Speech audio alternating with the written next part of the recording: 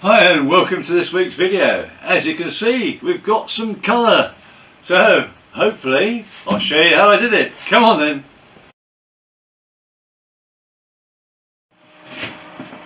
Right, I've carried out a basic trim for the covering, leaving it a good sort of 2 inches or so wider or further around the edges than needed. I only need to have 1 inch, so I've put that little bit of extra material there to have something to grab hold of.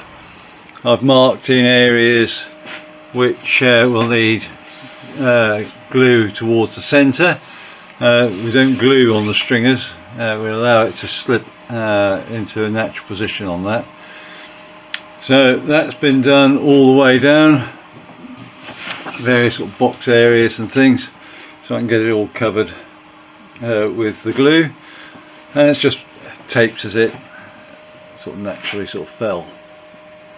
I've got these little nooses each side here, and I just had the roll of covering with the on a piece of wood so I could roll it out on my own.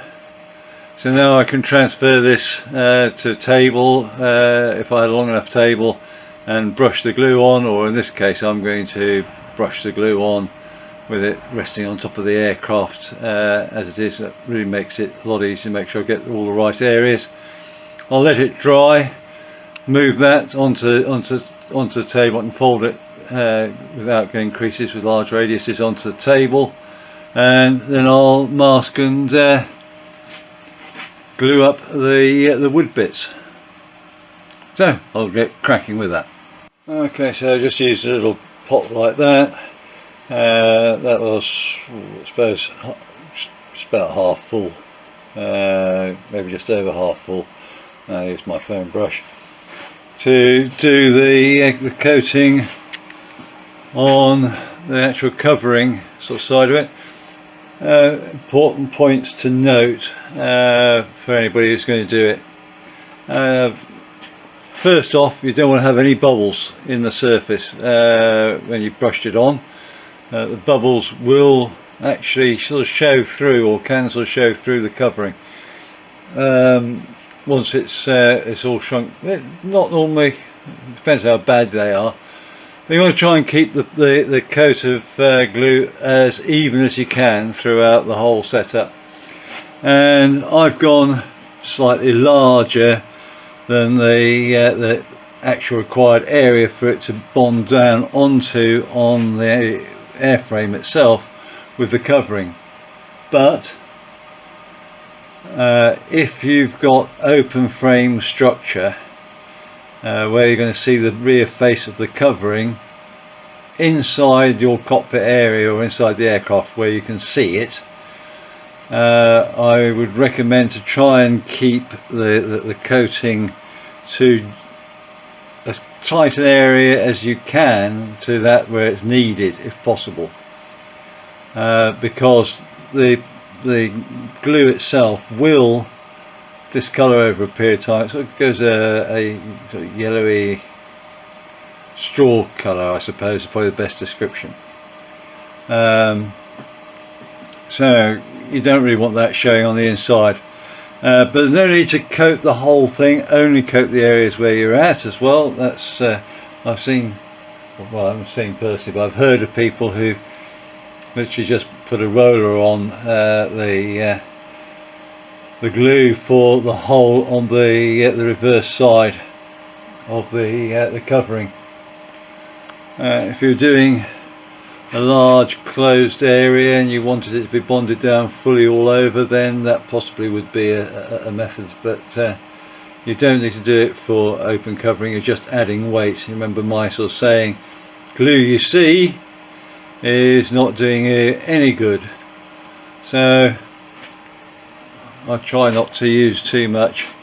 There is a little bit of excess because I've taken it close towards the edge of the material, even though that's going to be trimmed, but I've tried to set it up so that it's just in the roughly the right area. As I said, small amount of overlap for me is minor, but if you've got an open framework you want it so that you cannot really have much showing. It shows up in my cub anyway. Right, enough waffling. I'll let this dry and then I'll degrease and tape up the fuselage so I can put the glue on that to dry. The only reason I'm wearing gloves, by the way, is not because of this stuff being toxic. You could almost drink it, I think, but I'm trying to protect everything from my fingerprints, which of course are greasy. No matter how often you wash your hands, you naturally produce oil, so I'm just making sure I don't put any onto my work. So I've put the glue on all the way. You can sort of see I've got masking tape at the top because I don't want the glue going too far around the radius, otherwise there's a chance of over bond, in other words getting the covering bonded flat on here. Well, I actually want to go up at an angle, so I've just masked that. I'll peel that off.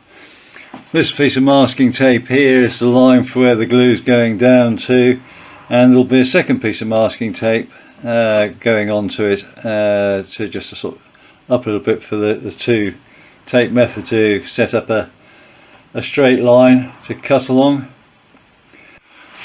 Right, the coverings, I've just put a piece of masking tape at the front and the rear at the moment. I've put two lines of tape, the second line of tape set up slightly. See if I can show you that a bit closer.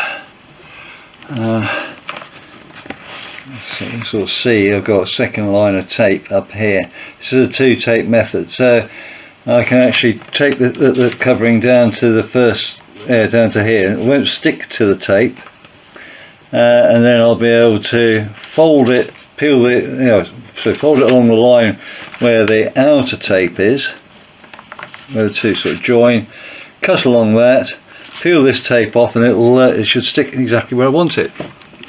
That's the two tape method. I'll see if I can demonstrate better for you on something else, but at the moment I'm just going to stabilise this a little bit with the hot air gun at 80 degrees centigrade. So I've got patch there. I'm just going to warm it and just tack it at 80 degrees. It doesn't fully activate the glue, so it gives me a chance to peel it off and things like that quite easily. So I'll crack on. There'll be a bit of noise because I've got this thing going.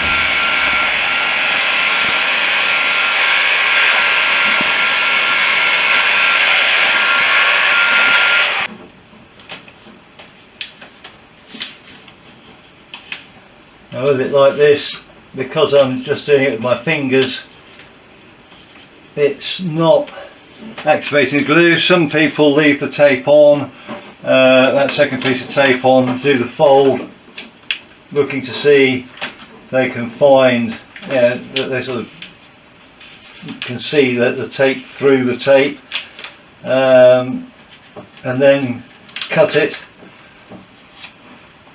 I think everybody has their own slight preferences in life, and I prefer to do it like this. I don't find it activates the glue as much as some people say it does, but then I can go down here, I can see where that folded line is.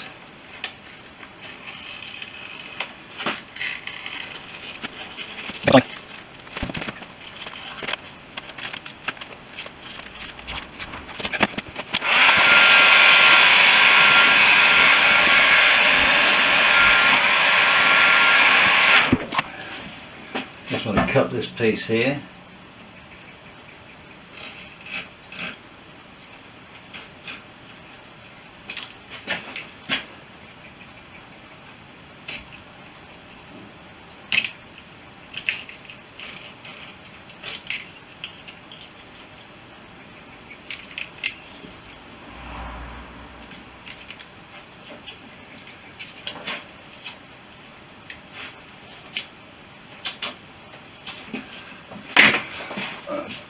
Should do that bit.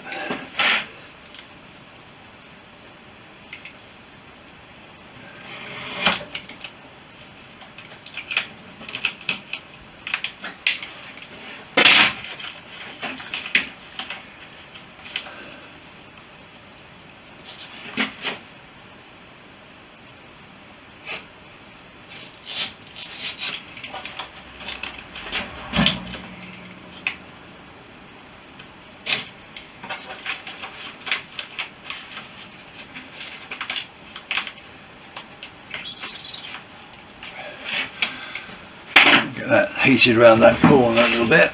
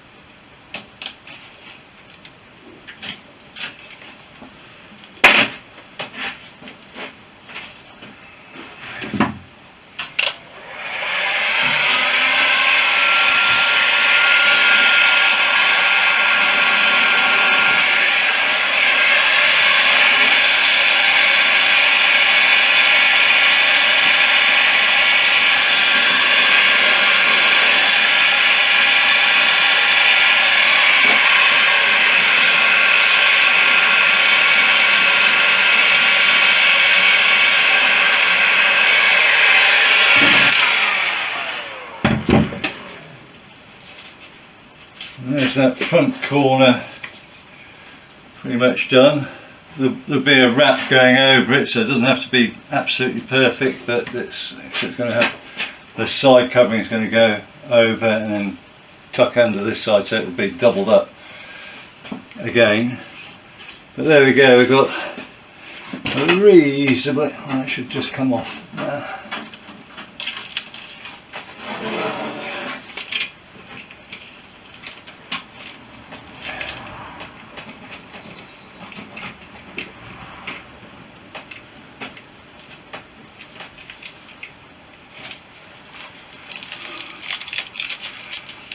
So I just need to get those bits ironed there, it's slightly puckered, and we'll be go. I'll carry on and do the rest of it now, and I'll see how what I've got on video and see if it needs anything doing a bit of extra detail.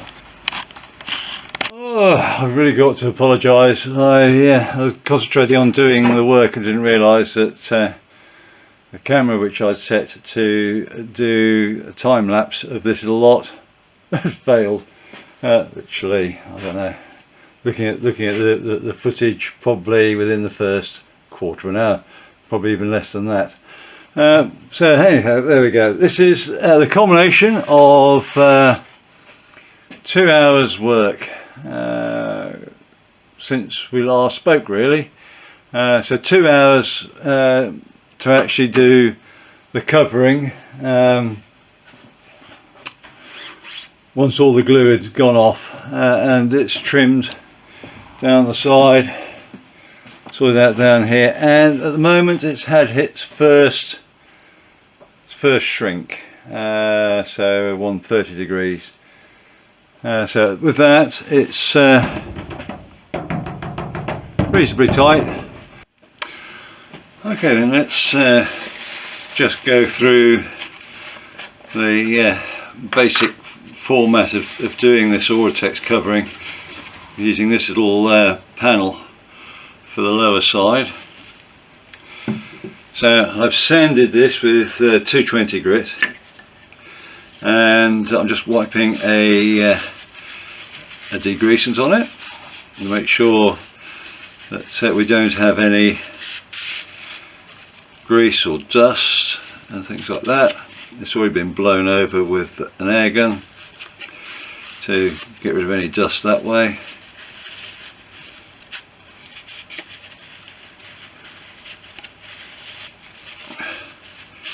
So we've got that all sorted out there. These pencil lines here are where the covering, I plan the covering to go up to on this side, and it's going to come down here and along to this lip. It will roll over the lip very slightly to the underside there. Actually should mark. I'll plant that to go about there. I'm going to use a bit of tape to mask these things off where I need to have it masked.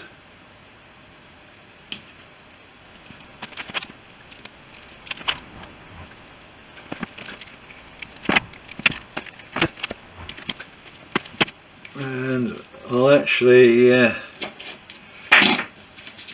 do this edge as a sort of two tape method, so I'll put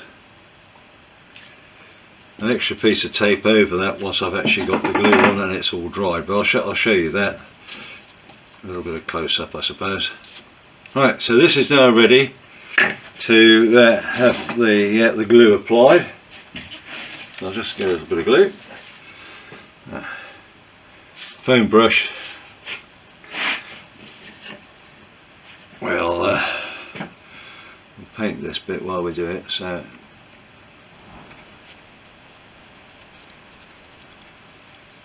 we want a nice coat. We want to try and get rid of as many air bubbles as we can. And I found the best way of doing that really is just to let it sort of dry a little bit and then just rub over it.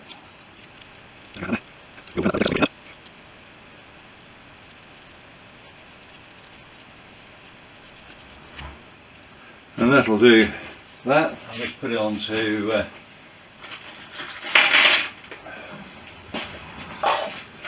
just to keep it off so the air can get around it, and then onto here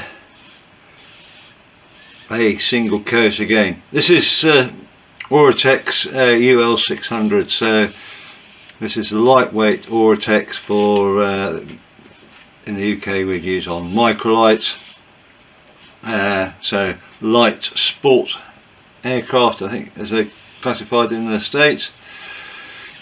And well, you could go to the 6000 if you wanted to, but you're adding 25% to the weight of the covering then by going for that thicker covering.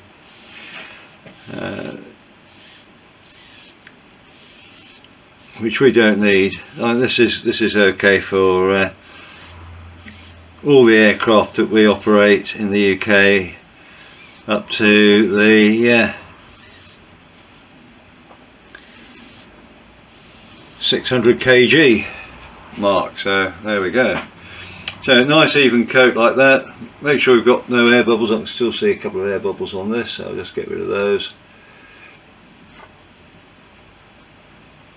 and we let that dry.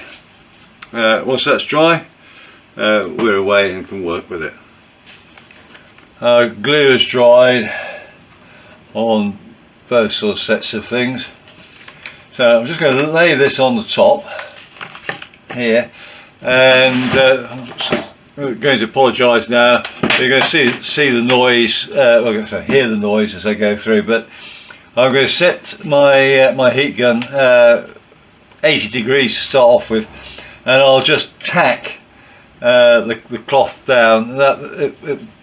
You can peel it back off afterwards. It's just enough to get it to sit and stabilise itself where you want it. So I'll just do that.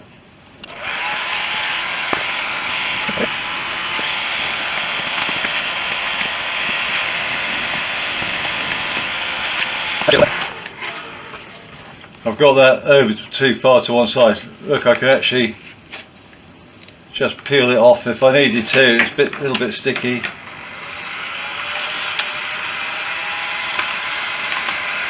I could just warm it up a little bit and the covering will come off nice and easily. So I'll put this, glue's still all on, so I'll just put this across where I want it. And we'll go again.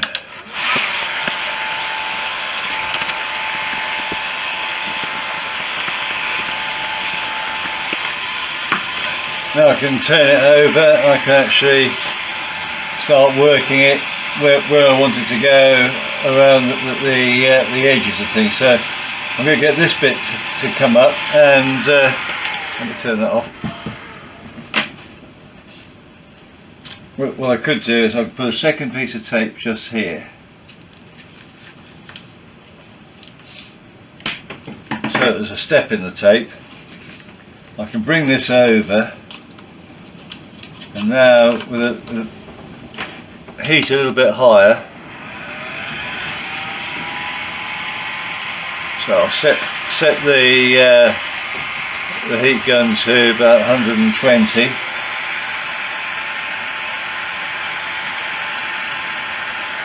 I can heat along that edge, wipe it down so it should stick. And it won't stick to the tape particularly well. So what I can now do, where I can see the line of the tape I put underneath, I can now fold this along that line. I can now see that crease there, it's away from it. So I can use a pair of scissors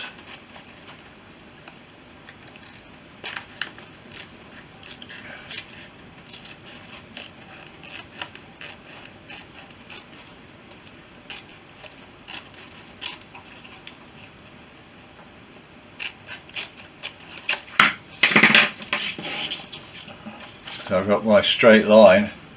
I can peel that piece of tape off.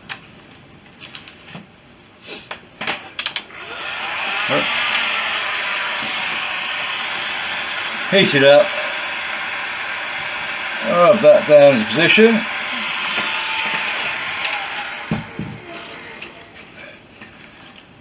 and that's the two tape method for getting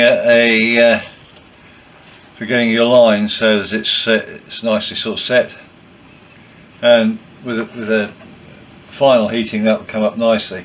So what I'm going to do now is I'm just going to fold these edges over, and the bit that's going to be hard is this corner here, trying to stretch that corner around. So what I'll do, I'll get this bit started off down here and at the top there, and then I'll deal with that corner. Let's just see if I can show you what that looks like.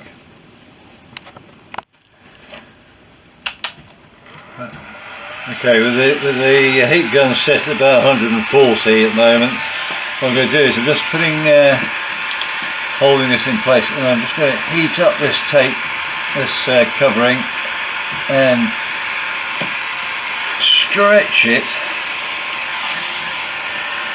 around corner.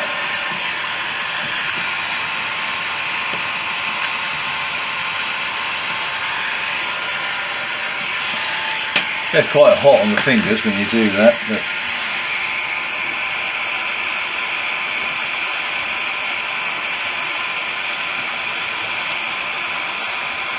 if it doesn't stretch enough, if it's not looking like it's going to comply, then I'll just go up a little bit in temperature.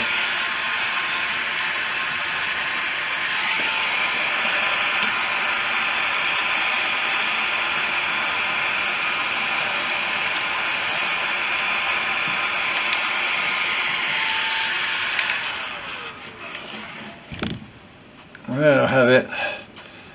I'll just trim that edge just back a little bit so it's over by I don't know, an eighth of an inch or so, and that should then, I should be able to just make that corner look that little bit neater, and we're there. But while it's warm, I can still lift that covering off, but it's now shrunk to the size I want it to, you know, the sort of shape I want it to be.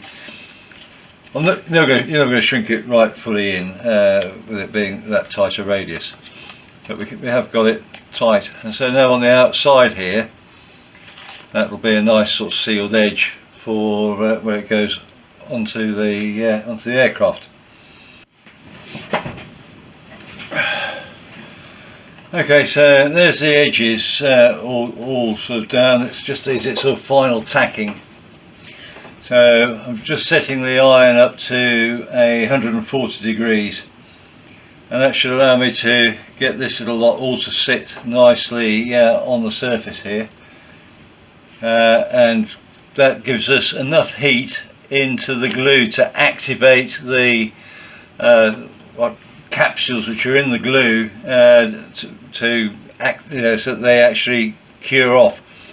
And then if we try to peel this surface off in sort of 24 hours or so, you'd find it, without applying heat, it'd be next to impossible to get off, and even with heat on it, it can be, it'll peel the surface off most plywoods. So set at 140 degrees, I'm just ironing into the corner of that quite tight joint there, and that's the bit where you can have a little bit of a problem with it pulling out. So what I'll do is I'll put heat on, let the heat really get in there, and then using my my sort of blade, I can just push that on straight away into that corner. That should take the heat away, and the glue will should stick itself down there. So we've got a nice tight lip there. I can now just literally run this across the top. On open covering, you will see that the covering sort of change colour sometimes when you put the iron over it, and then it will change back again as it cools down. So that's over the top. I'll iron down the insides in here, make sure all those little sections are glued down, especially these ones where we shrank it. And then these little corners here, I'll just use the heat on those, sort of flatten them down a little bit. Sometimes use a modelling iron, one of the small modelling irons, on a really high temperature, and that quite often will shrink it nicely. With that set, I can now peel off the tape.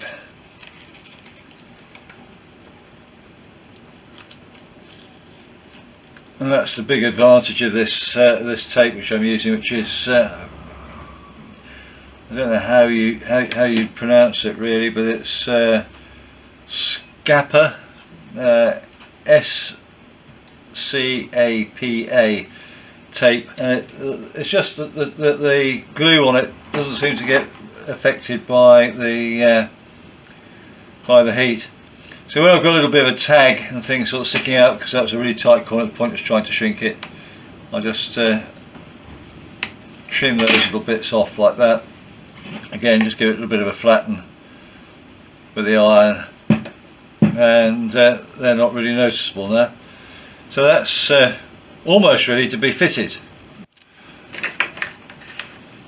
Okay, so here we have the panel. I can see where the holes should be, and so I'm just using a soldering iron. I'm just putting it through the hole.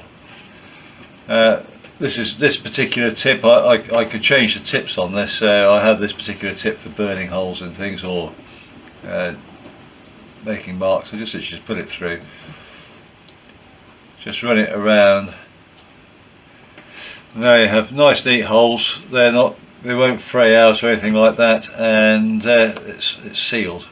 So that's it. Okay, here we go. Hopefully the time lapse has come out this time for the side. It's actually finished. I've done the holes on the sides for the various bits to go through. All the edging here is ironed down as want to. This will get tied up a little bit more here when I put the next colour going across the top. So we've got the cutout sections on there for that. The rudder cable outlet has been bonded to the ply inside, so it's got a bit of thing, but I will be making a little cover that goes over that. That's to come up. Overall, not too scabby a job. It's time consuming, but having dealt a lot with traditional covering in the past, this is, I consider, easier, especially with the facilities I've got here. Well folks, that's it for this week. I had a look at the other camera, and unfortunately I don't know what's up with it. The time-lapse work doesn't seem to be happening with that particular camera, so I'll try one of my others and hopefully get some time-lapse in the next video for the other side, and depending on how far we get with the top and fin. But hey ho, we've made some good progress, and we can see that she's got Fokker red on the side. This is Oratex UL600, the lightweight Oratex, which is suitable for pretty much all the light sport aircraft. So I'll catch you in the next video. Keep well, keep fit. Bye now. Thank you for watching. If you enjoyed the video, please hit the thumbs up. You can subscribe or even hit the little bell notification for future videos. Any comments would be appreciated, and I'll try to get back to you as soon as I can. Remember, go fly and feel the sky.